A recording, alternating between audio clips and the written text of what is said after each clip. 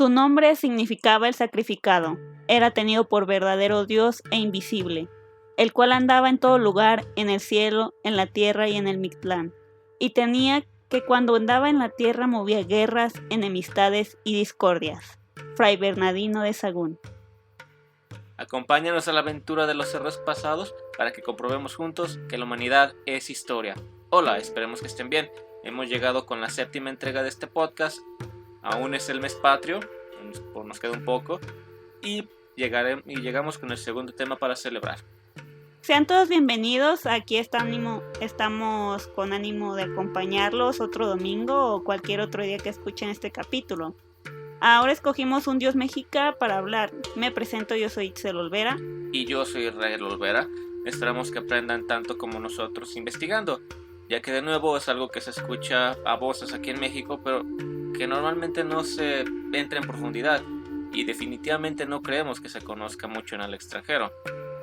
Esta vez fue turno de Tezcatlipoca, una deidad primordial en las creencias de nuestro país antes de la llegada de los españoles. Así que quédense con nosotros a escuchar sobre los mitos épicos mexicas. Por cierto, es mexica, eso de azteca es invento estadounidense. De hecho, eso es el siguiente tema del que vamos a hablar, ¿no? Bueno, vamos a darle. A ver, tú empiezas. Bueno, para aclarar desde el comienzo, como ya había dicho, se les conoce popularmente como aztecas, les insertan las comillas. No es la forma correcta de referirse a esta cultura, y ahora les daremos una explicación antes de continuar.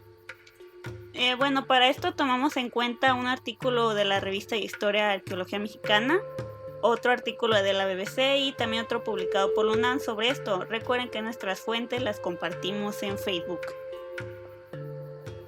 ¿Por qué? Parafraseando una de nuestras fuentes, los mexicas son los habitantes de México. Son tenochas los que habitan Tenochtitlán y tlatelolcas los de Tlatelolco. Es exacto, es decir mexicas cuando uno se refiere a los originarios de esas ciudades, y no lo es para referirse a otros grupos contemporáneos, ya que tuvieron un origen mítico, un ámbito geográfico en común o una lengua como la era el náhuatl. Los vecinos eran tepanecas, xochimilcas, acolúas y un poco más allá tlaxcaltecas, tlahualcas y cholutecas. No es cholultecas. Y tomando en cuenta que eran pueblos diferentes, no sería correcto llamarles a todos así. Además que eran pueblos que se mantenían en conflicto o subyugados a los ya mencionados mexicas. Así que dudamos que sea correcto llamarlos igual. Ahora, ustedes se preguntarán, ¿de dónde viene esta confusión que se tomó como hecho durante bastante tiempo? Pues viene irónicamente por la leyenda bien conocida en México de la fundación de la famosa Tenochtitlán. Esto viene de la leyenda de Aztlán, este lugar que se conoce de su ubicación, y por lo que tanto no hay pruebas de que haya existido. Y diciendo textualmente, sus habitantes eran los aztecas, palabra que significa los que vienen de Aztlán. Y de hecho, sobre Aztlán solo se escuchó luego de que se fundara la ciudad mexica. A ellos, los invasores europeos los llamaban mexicas o mexicanos. Ahora, esto en sí es todo un tema. Vean al Escuadrón 101 de nuestro episodio anterior, también llamados Águilas Aztecas. Pero mexicas es exacto para referirse a aquellos indígenas que fundaron la ciudad de México Tenochtitlán, ya que ellos mismos se rebautizaron al salir de Aztlán, supuestamente. Bueno, mi percepción es un poco de marketing en este punto, porque azteca es una palabra diferente a cómo se llama el gentilicio en nuestro país, y como viene de esta leyenda de Aztlán, se mantiene lo mítico, supongo. Para no alargar más el tema, terminaremos de mencionar que fue según el mito de Tezcatlipoca quien les dijo que fueron a fundar otra ciudad y que los nombres diferentes, y menciono textualmente, el Códice de Aubin recrea las palabras que el dios protector dirigió a su pueblo, y enseguida allá les cambió su nombre a los aztecas. Le dijo: ahora no será vuestro nombre el de aztecas, vosotros seréis mexicas, y allí les envijó las orejas. Así que tomaron los mexicas su nombre, y allá les dio la flecha, el arco y la redecilla, lo que volaba, bien lo que flechaban los mexicas. O sea, prácticamente les dio el don de ser buenos arqueros. Yo creo que en el Suena Apolo. sí, yo creo que en el capítulo extra podremos retomar un poco más a profundidad sobre las situaciones que en los 1800 llevaron a que aztecas fueran por un buen tiempo la palabra predilecta para referirse a este pueblo y cultura central de nuestro país. Y antes de ir de lleno con el tema de Tezcatlipoca, queríamos mencionar otro dato interesante para conocer, y es el uso del término panteón, que en el estudio de las religiones prehispánicas o netamente mitologías de los pueblos, esta palabra se utiliza para designar a las numerosas deidades que pertenecen a las diversas culturas mesoamericanas o cualquier cultura, por así decirlo. Y bueno, esta palabra en su concepción original es, como no, griega, la cual significa todo dios, y en lengua latina se refiere al templo romano dedicado a todos los dioses. En los estudios acerca de las culturas prehispánicas, dicha palabra se utiliza para designar los conjuntos integrados por numerosas deidades que pertenecen a diversas culturas de Mesoamérica o, como dijo mi hermano, y en realidad de cualquier cultura. Esto dicho textualmente de un artículo de la revista de Ecología Mexicana. Como podrán imaginarse, todo este politeísmo fue una pesadilla para los frailes a los que les encargaban de imponer su religión, o, como puedo decirlo de una manera más política, evangelizamiento, como nos gusta llamar de forma elegante a las cosas. Ahora, aquí hay otra situación que sucedió con este tiempo, ya que por ese tanto tiempo en Europa ya era monoteísta, así que su única otra forma de registrar esas creencias era, como no, comprarla con la que se conocía más, que eran obviamente los griegos. Y así Fray Bernardino de Sahagún, el historiador más conocido de la cultura mexica, con su magna obra ahora conocida como el Códice Florentino, comparó al dios protector del pueblo mexica, Huitzilopochtli, con Hércules, que es de grandes fuerzas y muy belicoso. Tezcatlipoca es como Ares. Chalchihuitlicue,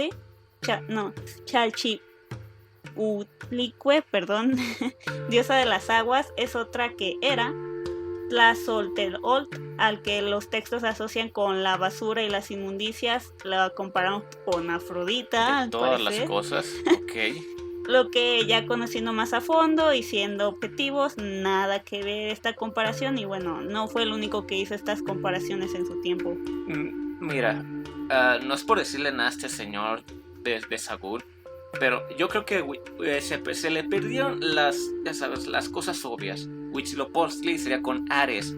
Para empezar, Hércules ni siquiera era un dios, Hércules era un semidios. No sé por qué hice la comparación de Huitzilopochtli con Hércules y no con Ares. Ahora, Tezcatlipoca con Ares, Tezcatlipoca ni siquiera era un dios de la guerra. Al menos no como tal, no. Al menos no como tal. Yo creo que aquí quiero una comparación más sería la comparación más con Hades, a lo mejor. Y si quisiéramos meter otra mitología, yo creo que sería mejor comparar incluso Tezcatlipoca con algo como Loki. Pues sí, aunque bueno, Tezcatlipoca no trajo el fin de los tiempos.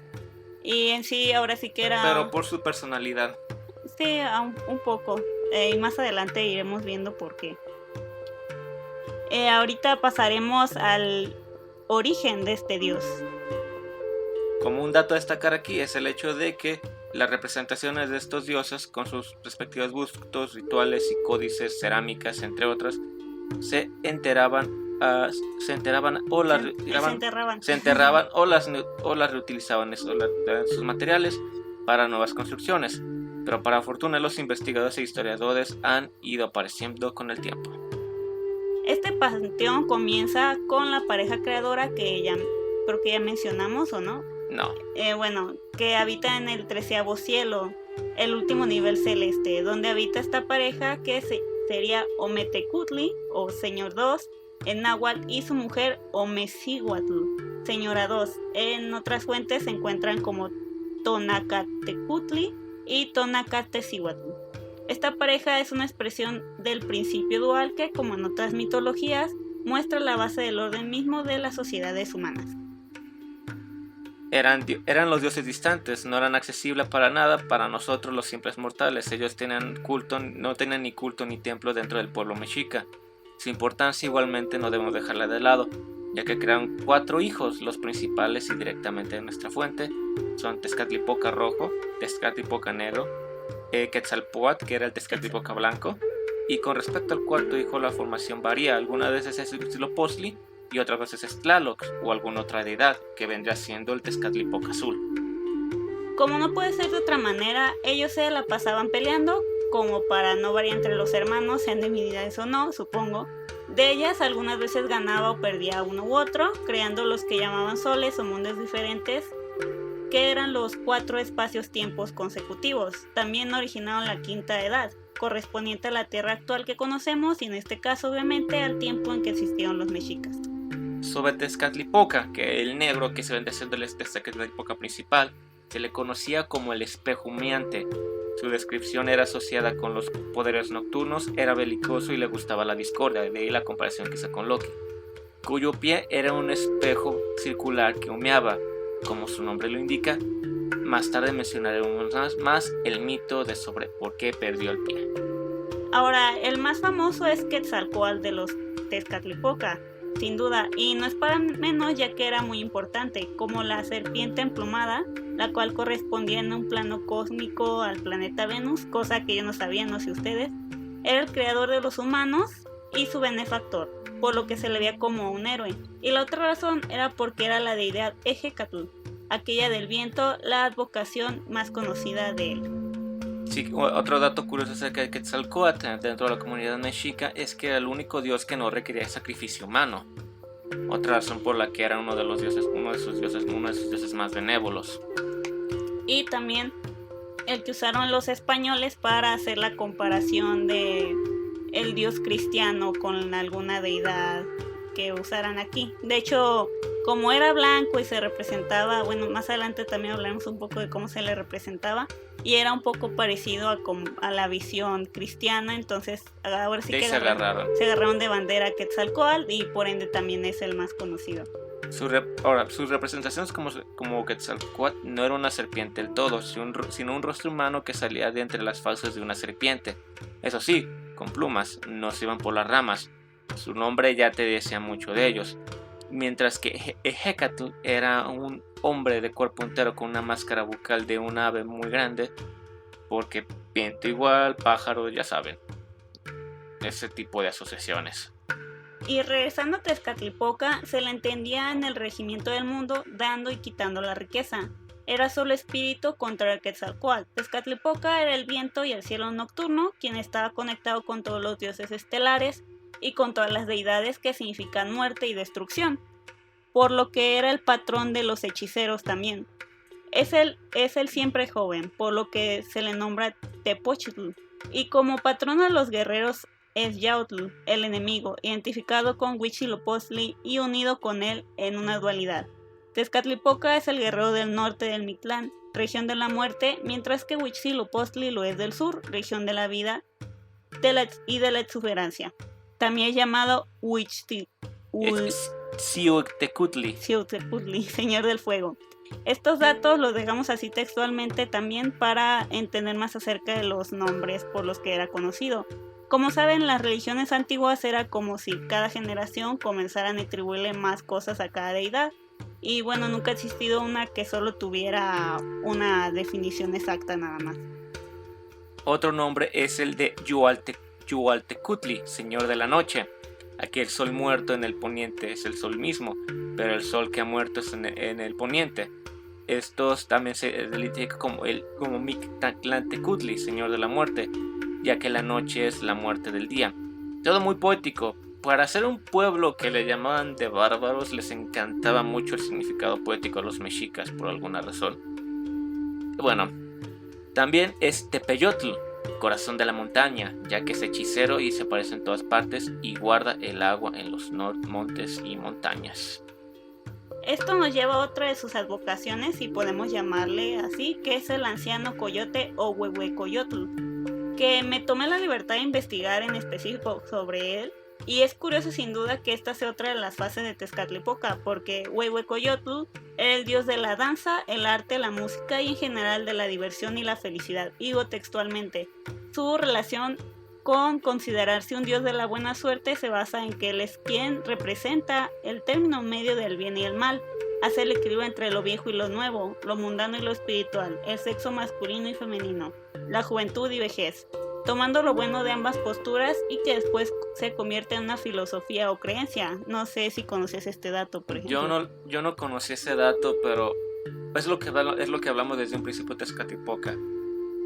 A veces te puede dar la suerte, también te la puede quitar. Digamos, se podría decir que es un dios un poco... la definición más moderna, lo que hoy día le decimos la dama de la suerte. A veces está contigo, a veces no. O más común, así es la vida.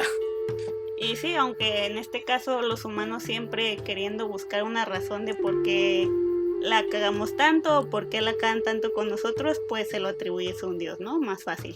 ¿Para qué tomar responsabilidad cuando se la puedes echar a un ser cósmico que ni siquiera te pone atención? Y bueno, retomando, uno de sus nahuales es el guajolote, animal en que se transforman los hechiceros durante la noche. Un día podemos hacer un tema sobre toda la mitología de los nahuales, de hecho, y así se le conoce como Huetzolotl.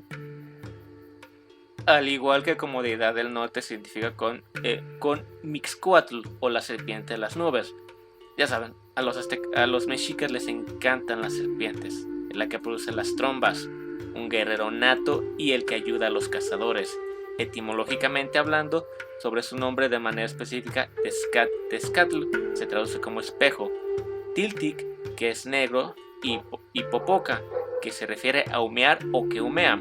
Si por eso ese gran, ¿qué dice ahí? Por ese gran volcán que se llama Popocatépetl. Pero no nos vamos a desviar más. El jeroglífico ideográfico en Tezcatl, los especialistas dicen que debe interpretarse como Techcatl, piedra del sacrificio, y el humo es la ofrenda que se le hace a los dioses del cielo. Por esta razón mencionan que la verdadera traducción es como el ofrendado en el sacrificio, o simplemente el sacrificado, lo que nos indicaría desde allí el porqué del pie, por qué le falta el pie, que está sustituido por un espejo, indicando el sacrificio que él hizo. Luego de esta muy pequeña clase de etimología mexica, lo sentimos, no hemos tomado clases de náhuatl, a pesar de Deberíamos. Que usamos muchas palabras náhuatl al día a día y hay un montón de locaciones llamadas así aquí en esta región de México. Iremos con la historia de su pie y con la información referente a los mitos que encontramos y, como se diría, el cuerpo del tema. Ahora, cuenta el mito que su pie fue devorado por el monstruo de la tierra, la cual dice que luego de emborracharse, porque claro que sí, los dioses del cielo lo empujaron hacia la tierra y tal como le pasó a Hefesto, quedó cojo real y no literalmente. Bueno, Hefesto solo se rompió la pierna, a que Tezcatlipoca le comieron el pie. Sí, se quedó sin pierna, pero mira, son hermanos que aventaron los dioses porque, pues, por razones. También lo aventó su mamá. Bueno, a él no encontré si lo aventó su mamá, pero sería más gracioso si haya sido su mamá.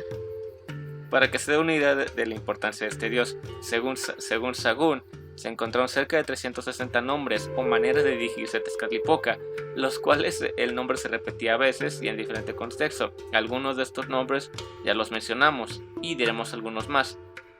Tloque, Nahuaque, es el que posee lo más cercano, el que posee lo que nos rodea. Teimatini, el sabio, el que entiende a la gente. Tlazopili, el noble precioso o el hijo precioso. Teyocoyani, el creador de la gente. Yautl o Yautzin, el enemigo. Ignoacacintli, el misericordioso. Y Moyocani, el que se crea a él mismo. Mira, pensé que te ibas a tener dificultad para decir esa palabra, yo no sabía cómo leerla. Es Ignoacancli. Bueno, ahí si hay alguien que estudió náhuatl o alguien que sabe náhuatl que nos está escuchando, lo sentimos por esta barbaridad del lenguaje. En la historia de los 4 soles o mundos, Tezcatlipoca regía el primero de ellos, como Ocelotl o tigre. En él vivían los gigantes, ya que, como sabemos, muchas culturas llegaron a esta conclusión de humanos muy grandes, pero unos jaguares devoraron a los gigantes y así terminó este sol. Fin. Como suele pasar en muchas mitologías, siempre llegan animales de proporciones épicas y se comen a la gente. Pero bueno, Quetzalcóatl regía en el siguiente sol, conocido como Ejecatl. pero este mundo fue destruido por vientos huracanados, ya saben, otra vez la tempestad. Muy anticlimático. Al parecer no fue buena idea dejar que el viento fuera el único dominante. Tezcatlipoca y Quetzalcóatl entonces tenían aspectos de creadores y colaboradores en la creación, válgame, de los 4 soles. Esto no implica que siempre fueran aliados o amigos, pero llegaban a trabajar juntos, como les hemos explicado. Tezcatlipoca y Quetzalcóatl también colaboraban en la construcción de la tierra después del cataclismo que acabó con el 4.º sol. Los 2 dioses se transformaban en árboles para ayudar a levantar el cielo que se había caído. Como premio, el padre Tonacatecutli les hizo señores del cielo y de las estrellas. En otro mito que se encuentra de ellos, miraban a Tlaltecutli, señor o señora de la tierra, desde un lugar alto, ya que, como se menciona, eran señores del cielo y las estrellas. La cuestión es que Tlaltecutli era una especie de cocodrilo monstruoso, gigantesco, que nadaba en un mar de aguas pristinas muy claras y limpias. Fue como Tezcatlipoca y Quetzalcóatl se transformaron en serpientes y juntos tomaron, o más bien, asesinaron a Tlaltecutli y lo rompieron en 2 partes. Tal cual, una la parte la subieron al cielo y la otra mitad se quedó abajo, con la que crean los árboles, flores y hierbas de sus cabellos, de su piel la hierba muy menuda y flores, de los ojos pozos, fuentes y pequeñas cuevas, de la boca ríos, cavernas grandes y de la nariz los valles y las montañas. Esto es parafraseando un artículo de la UNAM escrito por Doris Hayden. Viéndolo así, siempre es muy filosófico, como ya comentamos, y muy poético estas historias de la creación del mundo.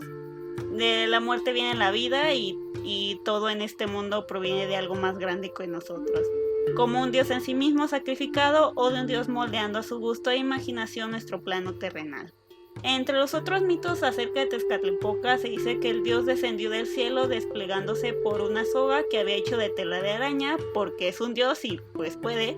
Se cree que esta idea puede ser muy antigua. Esa parte del mito, la que la menciono, me recuerda al mito de al mito de Buda y la serpiente.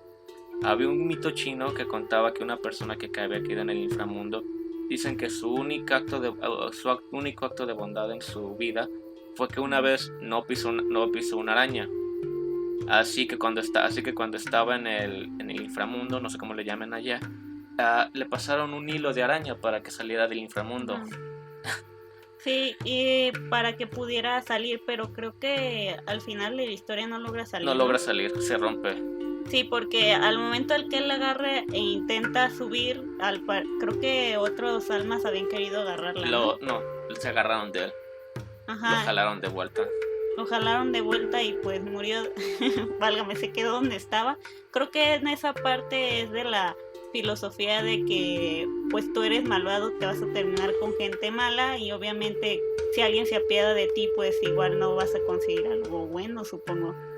Bueno, yo solo quiero hacer la comparación porque siempre vemos eso de que no importa de dónde seas, de América, China, de Asia, Europa, África, siempre te vas a dar cuenta que siempre existe el mismo factor común. Pero sí, bueno, todos usan ideas parecidas. Vamos al siguiente tema. En Texcoco, Tezcatlipoca fue el dios más reverenciado, seguido por Huitzilopochtli y Tlaloc, en la migración de los chichimecas con el fin de buscar su tierra prometida, que por cierto se encontraba en Texcoco. Fue Tezcatlipoca, no Huitzilopochtli, quien guió a sus pueblos en su sagrada peregrinación. La relación de Texcoco en 1582 describe Tezcatlipoca. Su estatua estaba llena por completo de color negro y cubierta con plumas finas, con joyas de oro y piedras preciosas. Bueno, Tezcatlipoca no era visto como el dios de todo el bien o todo el mal. Regalaba riquezas, pero las quitaba, como ya mencionábamos, como se le plazca. Causaba enfermedades, pero también las puede curar. Era el dios supremo que gobernaba el destino de los humanos. Era omnipresente, todo lo veía y entendía, y por ello estaba en todo lugar en cualquier momento del tiempo, por lo que podría premiar o castigar las acciones de los mortales. Fue el que probablemente haya influido a los europeos al principio del siglo XVI, a pensar que en Texcoco, donde Tezcatlipoca era la deidad más importante, existía una tendencia al monoteísmo, como en el cristianismo. Tezcatlipoca ha dejado su huella en la mitología sin duda, y como un símbolo del poder, el amor, el odio, la reverencia y el temor, como aquella fuerza material que vigila a todos los humanos. Y bueno, ahora sí que esto fue todo lo que encontramos. Ahora vamos a hablar un poco más de nuestra opinión antes de pasar a unos datos finales. No sé qué más te gustaría agregar respecto a este tema. Pues la verdad es que no hay mucho de añadir. De hecho, que aquí el problema fue encontrar información. Bueno, más bien, sí había mucha información, pero nosotros nos buscar algo que tenga fuentes. Por ejemplo, si ustedes van a leer este artículo de Doris Hayden, van a encontrar toda la bibliografía.